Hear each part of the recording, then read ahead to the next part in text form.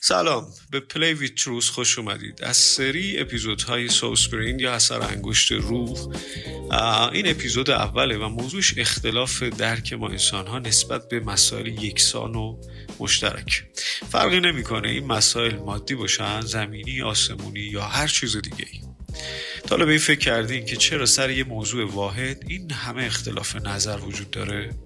چرا یه نفر یه اتفاق رو فاجعه میبینه و یکی دیگه همون اتفاق رو یه فرصت؟ جوابش توی سطوح مختلف درک و آگاهی ماست. ما آدم ها مثل این میمونیم که هر کدوم از یک طبقه برج بلند داریم به مناظر نگاه میکنیم. یکی فقط خیابون و شلوغی میبینه و یکی کل شهر و آسمون و فرسنگ ها دورتر.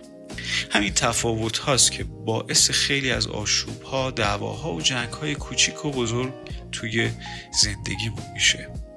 توی این مسیر قراره با 2 مفهوم کلیدی آشنا بشیم: دیدگاه و زیستگاه. دیدگاه همون پنجره‌ایه که داریم سعی میکنیم ازش به دنیا نگاه کنیم و زیستگاه اون سطح از ادراکیه که محیط و شرایط بیرونیمون رو تا اینجای کار برامون ساخته. وقتی عمیقاً این 2 رو بفهمیم یه چیزی درون ما آزاد میشه. انگار یه قفل بزرگ باز میشه و ما تازه میفهمیم که چرا روابطمون این شکلی و چرا با بعضیا نمیسازیم، با بعضیا انقدر خوبیم.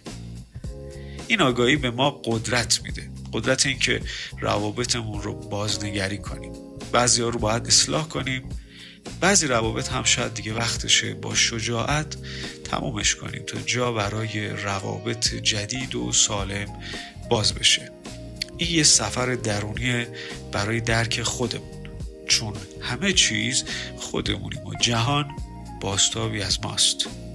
این راه مسیریه که توش یاد میگیریم جایی برای جنگیدن و قضاوت کردن نیست.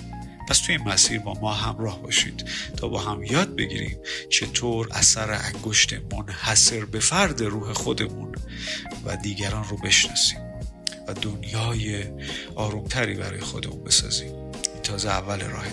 کلی کشف هیجان انگیز پیش روی ماست.